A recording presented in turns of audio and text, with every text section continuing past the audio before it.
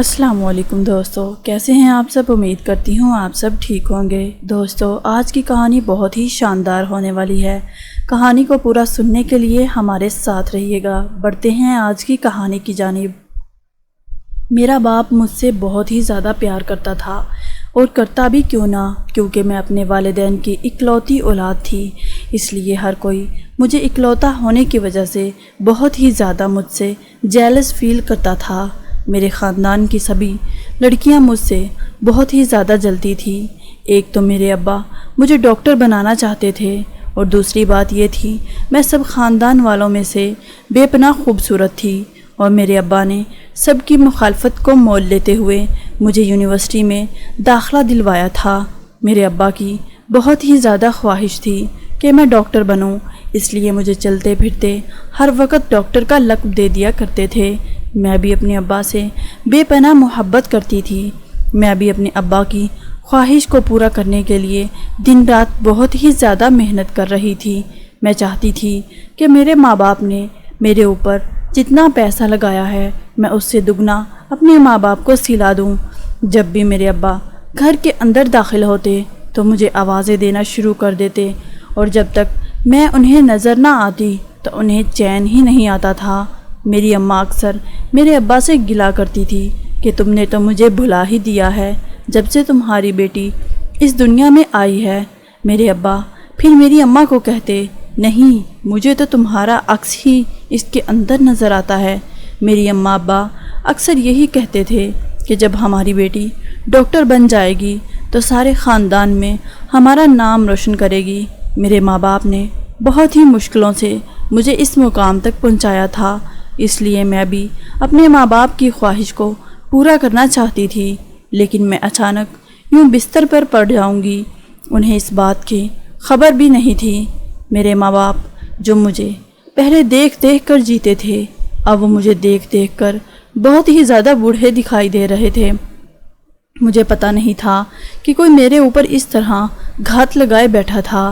ایسا تو میں نے کبھی سوچا بھی نہیں تھا کہ میرے خواب صرف خواب ہی رہ جائیں گے۔ میری کلاس میں میری ایک دوست پڑھتی تھی جس کا نام ثنا تھا۔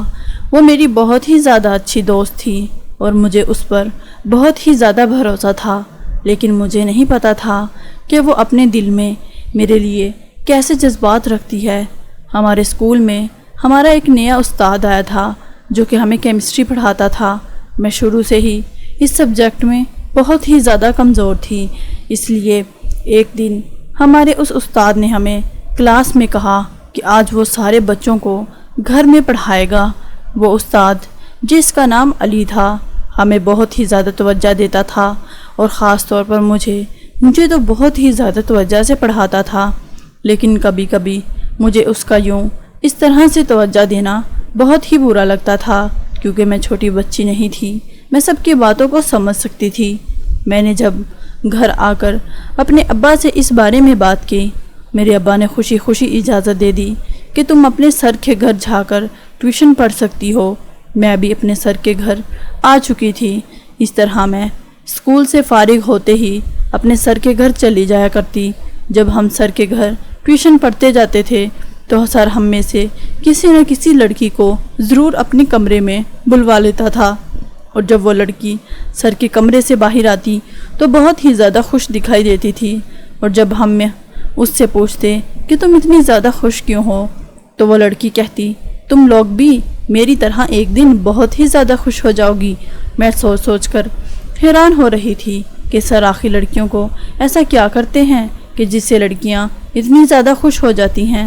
میں نے سوچا کہ ایک دن میری بھی اسی طرح باری آ جائے گی، لیکن میں سر کو منع کر دوں گی اور میں نہیں جاؤں گی۔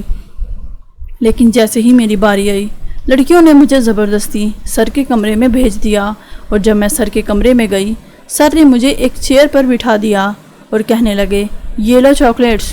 اور جب میں نے سر کے پاس اتنی زیادہ چاکلیٹس دیکھی، میں نے سوچا شاید سر یہ سب کو دیتے ہوں گے، اور جیسے ہی میں نے اپنا ہاتھ آگے بڑھایا، لیکن سر نے اپنا ہاتھ پیچھے کھینچ لیا تھا اور کہنے لگے، ان سب کے لیے تمہیں میری ایک بات ماننا ہوگی۔ میں نے کہا، جی سر، کیا بات ہے؟ لیکن سر نے جو بات مجھے کہی उसे सुनकर मेरे रोंगटे खड़े हो चुके थे और मैंने सर को साफ इनकार कर दिया था, जिसे सुनते ही वो सर गुस्से में आ गए और कहने लगे, मैं तुम्हारा वो हाल करूँगा कि तुम देखती रह जाओगी। उसके बाद मुझे समझ नहीं आती सर ने मेरे साथ ऐसा क्या किया जिसकी वजह से मैं इस मुकाम तक पहुंच चुकी हूं और सर मेरी नज़रों से हमेशा के लिए गिर चुके हैं। और जब मैंने खुद को होश में पाया तो मैं अस्पताल के बिस्तर पर थी और मेरे माँ बाप मेरे सामने खड़े थे।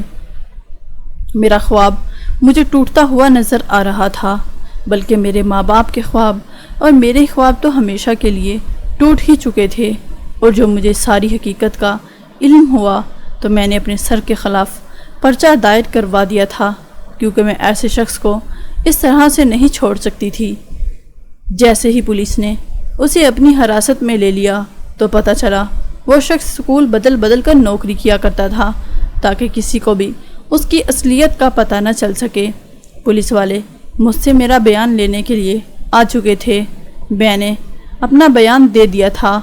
मेरे माँ बाप मेरे सामने बैठे थे और अपनी नम आँखों से मेरी जानिब देख रहे थे, लेकिन मेरे माँ बाप ने मुझे बहुत ही ज़्यादा हौसला दिया था और फिर मैं एकदम अपने कदमों पर खड़ी हो गई थी, क्योंकि मुझे अपने माँ बाप के सपनों को भी पूरा करना था।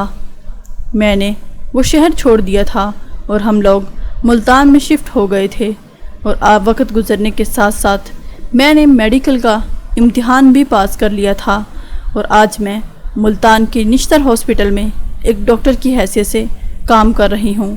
लेकिन जब मैं अपना गुजरा हुआ वक्त याद करती हूँ तो मेरे रोंगटे खड़े हो जाते हैं। मैंने ऐसे मर्दों के ख़िलाफ़ एक कैंपेन बना ली है जो औरतों को अपने लिए इस्तेमाल करते हैं और मुझे लगता है कि मैं अपने मकसद में बहुत ही जल्द कामयाब हो जाऊंगी। दोस्तों, मज़ीद अच्छी स्टोरी सुनने के लिए चैनल को सब्सक्राइब करना मत भूलिएगा, ताकि हर आने वाली नई कहानी का नोटिफिकेशन आपको बआसानी मिलता रहे।